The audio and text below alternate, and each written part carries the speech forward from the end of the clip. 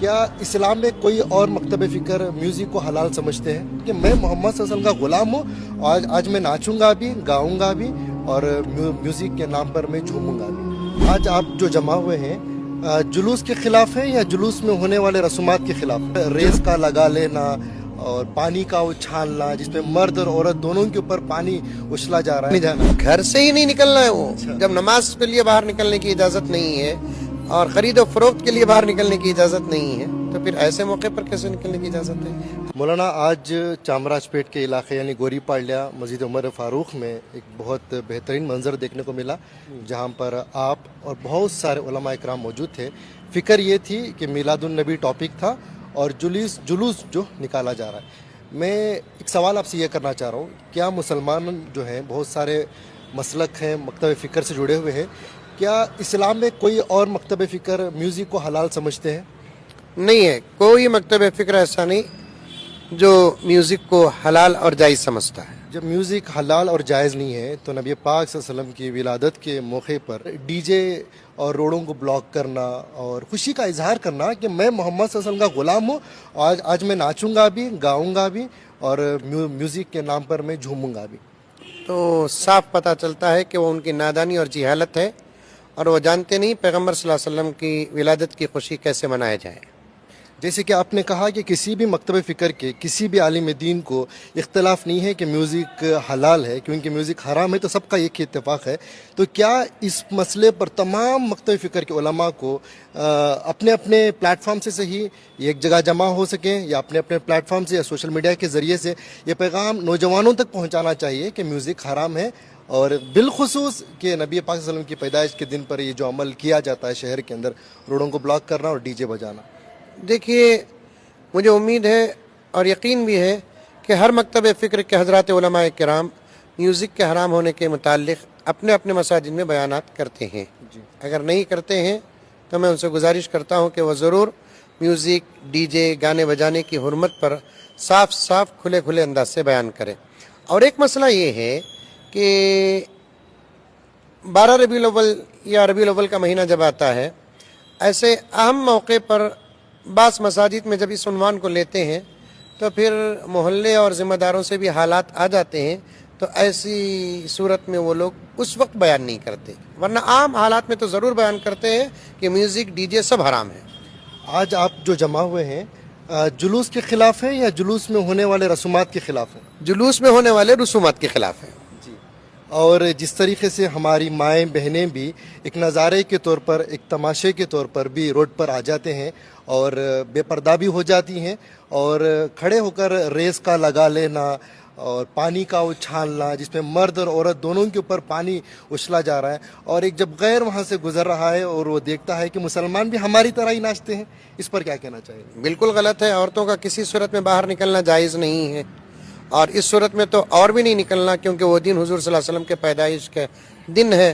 تو اگر ہم لوگ اس طرح سے خوشی منائیں گے تو میں سمجھتا ہوں کہ ہماری خوشی کی خبر آقا تک پہنچے گی، آقا کو بہت تکلیف ہوگی۔ میرا آخری سوال مولانا یہ ہے کہ میلاد النبی کے نام پر جو نوجوان نکلتے ہیں، خوشی کا اظہار کرتے ہیں، افسوس تو یہ بھی دیکھنے کو مل رہا ہے کہ نشے کی حالت میں بھی ہوتے ہیں۔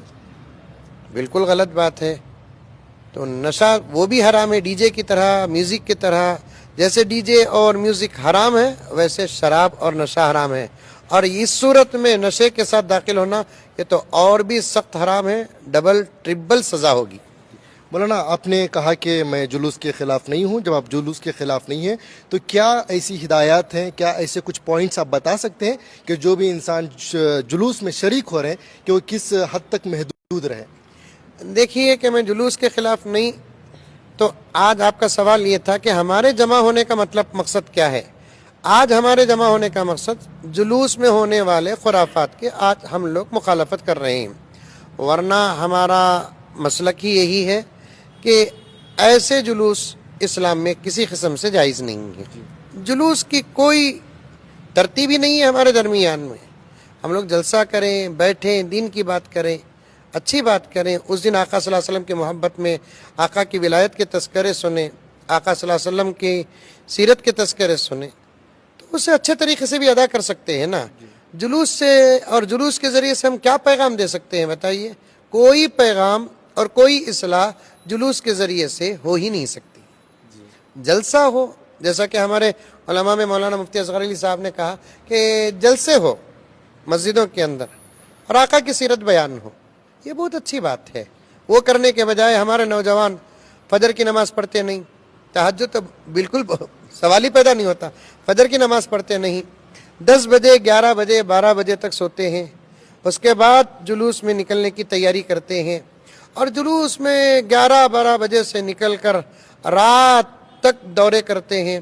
ظہر ضائع ہو رہی ہے، عصر ضائع ہو رہی ہے، مغرب ضائع ہو رہی ہے، عشاء ضائع ہو رہی ہے، پھر اندر کے تمام خرافات میں مبتلا و ملوث ہو رہے ہیں. کیا اسی کا نام عشق رسول اور عشق محمد ہے؟ اصل میں عشق کہتے ہیں اتباع رسول کو، اتباع رسول ہی عشق رسول ہے. اب یہ پورے جلوس کے تمام حالات کو آپ دیکھیں گے، کہاں آپ کو حضور صلی اللہ علیہ وسلم کی اتباع نظر آتی ہے؟ بتائیے. ایسے تو خوشی کے مواقع پیغمبر صلی اللہ علیہ وسلم کے زمانے اور حیات میں بھی آئے، صحابہ کے زمانے اور حیات میں بھی آئے. اب حضور صلی اللہ علیہ وسلم کے وصال کے بعد ابو بکر کی خلافت کا امارت کا دور آیا، اور حضرت ابو بکر کے امارت اور خلافت کے دور میں حضور صلی اللہ علیہ وسلم کی ولادت کا دن آیا. کیا حضرت ابو بکر صدیق اپنی سرپرستی میں جلوس نکالے؟ ایک جواب نہیں ملے گا آپ کو. حضرت عمر اپنے دور خلافت اور امارت میں جلوس نکالے، عثمان نکالے، علی نکالے. کہیں بھی آپ کو حضور پاک صلی اللہ علیہ وسلم کے ولادت کے دن جلوس کا ثبوت ہی نہیں ملتا. اب چونکہ ہم لوگ ایک مثبت انداز اختیار کرنا چاہتے ہیں، اصل چیز کو ختم کرنا ہمارا مقصد ہے، وہ ہے خرافات. ڈائریکٹ جلوس کو بند کرو تو میں سمجھتا ہوں کہ ایک بہت بڑا فتنہ اور اختلاف پیدا ہو جائے گا. اب ہماری طرف سے یہی گزارش ہے، اگر جلوس نکالنا ہی ہے پورے ادب کے ساتھ نکالو. ایسا پورا راستہ گھیر کر جلوس نکالنا جس سے اس راستے میں گزرنے والوں کو تکلیف، اتنے سارے علماء کرام کھڑے ہوئے ہیں، آپ پوچھیے اسلام اس کی اجازت نہیں دیتا. راستے میں نماز پڑھنے کے بارے میں مسائل ہیں تو پھر راستہ روک کر دو پیر سے. میں بھی ایسے حالات میں گرفتار ہوا ہوں، آپ بھی ہوئے ہوں گے کہ ہم اہم کام سے جاتے ہیں، 2-2 3-3 گھنٹے کے جلوس سے راستے موڑ دیے جاتے ہیں، گزرنے والوں کو تکلیف ہوتی ہے. ہمارے آقا رحمت اللہ اس بات پر یہ دلیل دی جاتی ہے کہ ہم ایسے ملک میں رہتے ہیں جہاں پر جب غیر اپنا گنیشا نکالتے ہیں تو ہمیں بھی تو اجازت ملنی چاہیے کہ ہم بھی کریں. ان کا اپنا مذہب ہے، ان کا اپنا طریقہ ہے، ان کے طریقے کا جواب ہم کو اسی انداز سے دینا نہیں ہے، ہم کو ہمارے نبی کے فرمان کے مطابق جواب دینا ہے. 2-2 بن کر گزر جاؤ، راستہ کھلے کا کھلا رہے. پورا راستہ گھیرنا، چوکوں میں سرکلوں میں گھنٹے لاٹھی چلانا، ٹرافک کو تکلیف پہنچانے کی اسلام قطعاً اجازت نہیں دیتا. کعبۃ اللہ، مدینہ، یہ سب اسٹرکچر بنانا اور آٹوں پہ رکھ کے لے کر جانا، کیا اس سے اجر و ثواب ملتا ہے؟ نہیں، اجر و ثواب تو اس سے نہیں ملتا ہے. اجر و ثواب نہیں. اللہ تعالیٰ سے دعا کرو کہ ہم بنائے ہوئے کعبے اور بنائے ہوئے گنبد خضرا کو دیکھنے کے بجائے ڈائریکٹ پہنچ کر کعبے کو دیکھیں، ڈائریکٹ پہنچ کر گنبد خضرا کو دیکھیں. فضول خرچی، کیا اس کا حساب کتاب لیا جائے گا؟ بالکل صحیح، یہ فضول خرچی میں ضرور داخل ہے. اب اس وقت حالات ایسے ہیں، ایک ایک پیسے کی حفاظت کرنا. امت کے اندر ایسے مسائل ہیں، خدمت کے محتاج ہیں، ضرورت کے محتاج ہیں. یہ تمام پیسوں کو جمع کر کے اسی دن آقا صلی اللہ علیہ وسلم کی محبت میں ہم ضرورت مندوں کو پیسہ دیں، مریضوں کو پیسہ دیں، یتیموں کو پیسہ دیں، بیواؤں کو پیسہ دیں. صاف آپ سوال کر رہے ہیں تو میں جواب دے رہا ہوں. جلوسوں میں جو خرچ ہو رہا ہے اس خرچ کو اگر صحیح راستے میں خرچ کریں، ہمارے بہت اچھے نتیجے نکل کر آئیں گے. آپ نے جتنی بھی یہ باتیں کہی ہیں سوائے جلوس کے تعلق سے، لیکن جو ڈی جے کے بارے میں، میوزک کے بارے میں اور دیگر چیزوں کے بارے میں، اب جیسے ہی آپ کا چہرہ عوام دکھے گی تو بہت سارے لوگ یہ سمجھ جائیں گے کہ یہ تو دیوبند سے جڑے ہوئے ہیں، یہ تو سبیل الرشاد سے جڑے ہوئے ہیں، اس لیے یہ کہہ رہے ہیں. تو کیا آپ کا ماننا ہے کہ آپ کی اس بات سے بریلی مسلک کے علماء بھی اتفاق رکھتے ہیں؟ ضرور اتفاق رکھتے ہیں. الحمدللہ ثم الحمدللہ. میں صاف صاف کھلے کھلے انداز میں جلوس کا انکار نہیں کر رہا ہوں نا. اگر جلوس نکالنا ہے تو طریقہ بدلو. جی.